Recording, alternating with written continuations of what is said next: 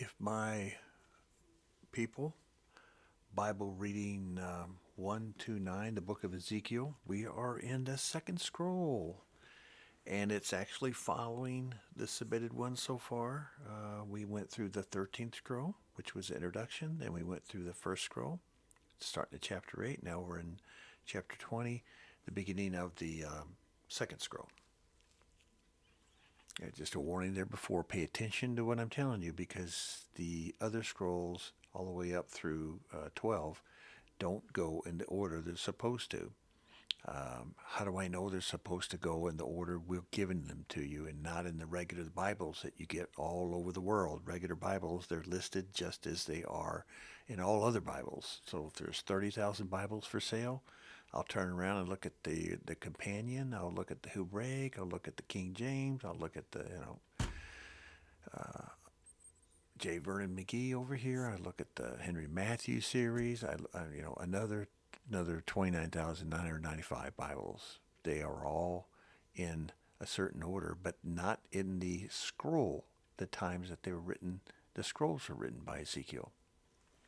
It's amazing how for thousands of years they kind of all stuck to that same thing. And what I'm saying is this: when we get done and when you read it in the scroll time format that we gave it to you, you'll understand better what the Father's saying. Just remember, in the last days, knowledge will increase. That means that stupid evil people will get more intelligent, and so will you, as a hearer of the word. Chapter 20.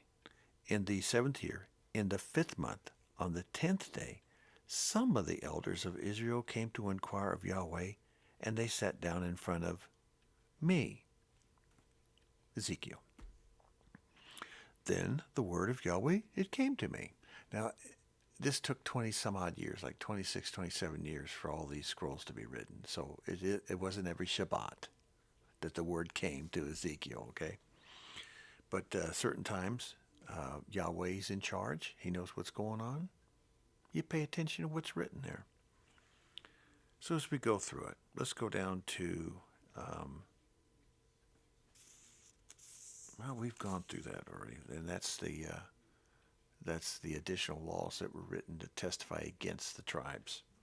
Yahweh's going to go through this next couple of chapters, and he's going to detail it, why he did what he did. He didn't say that all through the Torah in the Old Testament, did he? He didn't really detail it or just plain blank say this is why.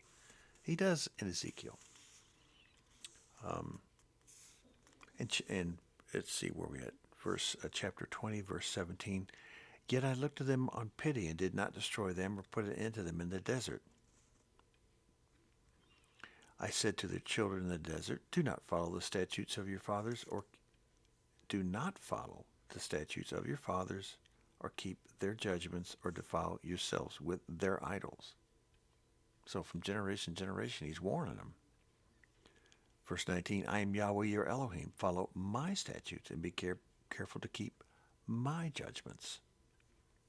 But the children rebelled against me. They did not follow my decrees. In other words, it continued on after Joshua brought them into the land, after Moses died and was buried. Verse 24, because they had not obeyed my judgments and had rejected my statutes and desecrated my Shabbats, and their eyes lusted after their fathers' idols. Things you see today, especially males are visual oriented. And if you see an idol in front of you, you have a tendency, if it's in front of you all the time and you turn it into a god, there you go. Versus an invisible father. It's something to think about. Verse 25. I also gave them over. Now this is Yahweh talking. I also gave them over to statutes that were not good and judgments that they could not live by. Now this is the Torah. Think about what I'm saying. Now let's go back to the Garden of Eden and that tree of the knowledge of good and evil. Yahweh didn't want them to eat from that tree. The knowledge. And I wrote to a whole bunch of ministers and pastors and those who just are really into the Word, doctorate degrees and everything. And I said, what do you think of the, and most of them wrote back and they said this, well, would you want to eat from a tree that's good and evil? That's what these pastors said, who I highly regard. And I just heard another one on a YouTube ministry. And he said the same thing when the audience members stood up and asked him the simple question. Well, we've heard that the tree of the knowledge of good and evil. And the pastor looked right at him and he said, well, would you like to eat from a tree that's good and evil? I wouldn't, would you? Then later on, another lady gets up and she says, well, I believe in the pastor because the quote from the Bible is, quote, there is the tree of good and evil. That's not what's written. It is the knowledge of the tree of good and evil. Here is Yahweh saying it again. You're not listening, children. And your fathers didn't listen. Your forefathers didn't listen. The knowledge. When I go to a judge to be tried, and I'm innocent, I want him to know the difference between good and evil. I want the judge to know the difference between good and evil. Get it? I know you do. You're wagging your heads. I can see it at the other end. Yeah, I get it, Scott. Why don't you just go on to the next subject? Because this is the conflagration. This is the separation of churches over this simple question. This has caused so much grief. The knowledge of good and evil. I want a judge who knows. If I know a judge that knows only evil, I don't want him. And I don't want a judge that knows only good. He may look at me and go, well, he's kind of fair, but he ain't good. Then I'm in trouble again. I want the knowledge of good and evil. But Yahweh just says here that we weren't supposed to eat from that tree because he was going to take care of that for us. Well, we did. So now we have the knowledge of good and evil. We have to separate, and we all have differences of opinion now, don't we? So nobody agrees. We are a lawless nation because nobody agrees about anything. You can't even go to a hamburger joint without looking at 57 different kinds of hamburgers these days. And I don't like those curly fries. Do you? I just go and say, well, Arby's, just give me a roast beef, but don't give me those fries. I don't agree with their fries. I have to live with this knowledge of good and evil. So I commented. I said, an incredible statement from Yahweh. There are many institutional churches and synagogues that live and breathe in the faith that continually reading and following the added-in laws, Levitical laws, is a good thing. Good Torah. Read all that Torah and follow it. Oh, by the way, don't follow the New Covenant Torah. Don't even admit it exists. Right? So it's not a good thing to do every week. That's what they sit around, they fuss and fight. Christian churches do it, but Hebrew roots, the worst. Then they end up splitting up and they just don't, well, we just do our thing at home now. Oh my gosh. And yet we have Yahweh telling us in this chapter that those added-in laws that are attached to the side of the ark that were there to testify against them is not a good thing, and he knew it, and they could not live by them, and he knew that. So Shiloh came, his son. It takes his son to do it. And when he died on that tree, the cross, those Levitical laws that testified against us all that time, against them and us, were destroyed once and for all. The Levitical laws, such as the 250 laws on how to sacrifice an animal, and blood sacrificing on a temple, and let the blood, guts, and gore go everywhere. No, no, no, no. Yeshua, remove that. That's what we're no longer under. For the, what, 50th time I've told you that. Okay.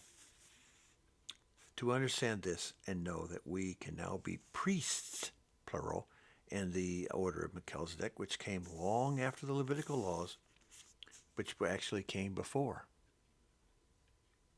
We're in the when Yeshua rose, he established a priesthood of priests You're the priest of the family, not a priest in the temple anymore. There is no temple. The temple is your body, plain simple.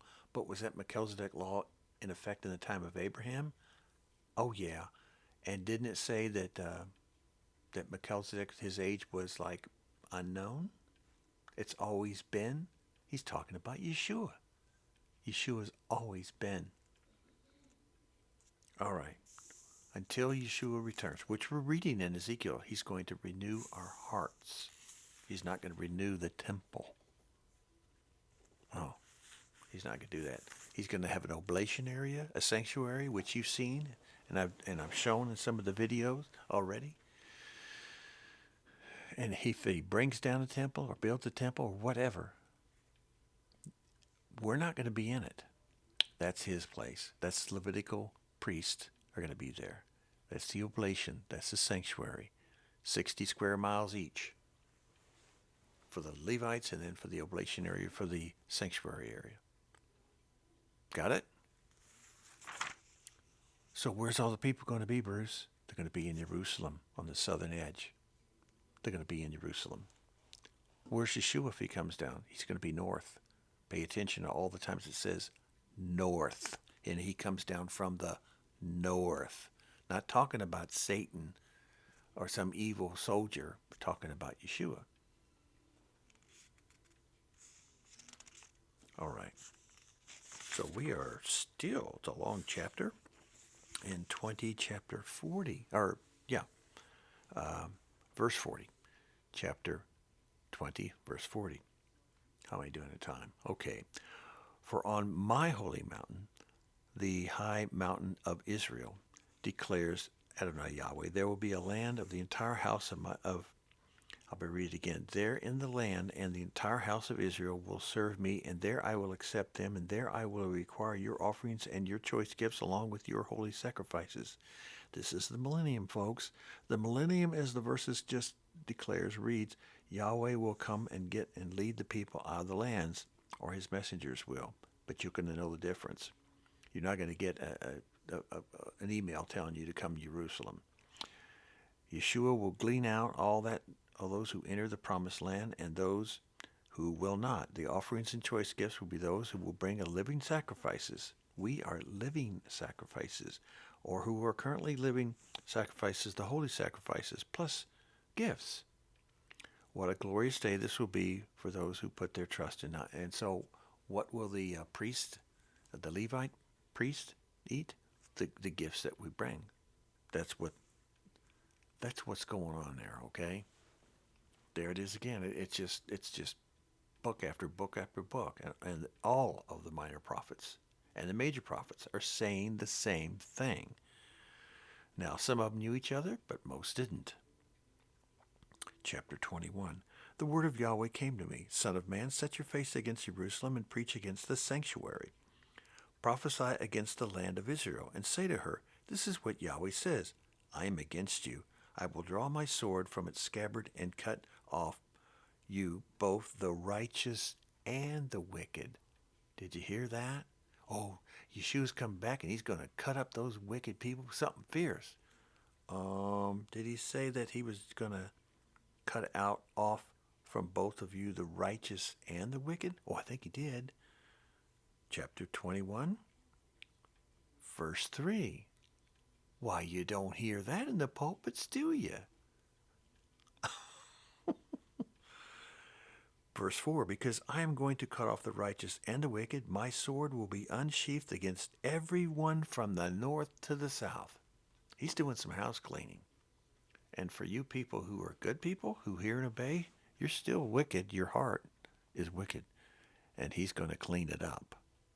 A sword of truth. There's going to be some cutting going on. And he's going to purify your hearts. So, does that make things think a little bit different from what you've been told, what you've read in all these books? Where you go about all these religious stuff in these bookstores and Amazon.com, how they're full of stuff, and yet I'm reading this right out of the Word. And yet they have access to the Bible. They've written 30, 40, 50, $100,000 books. Why haven't they put this in there? Why isn't it in there? It's right here. Why don't they tell you that in these name it and claim it happy stuff? Okay? Think about it.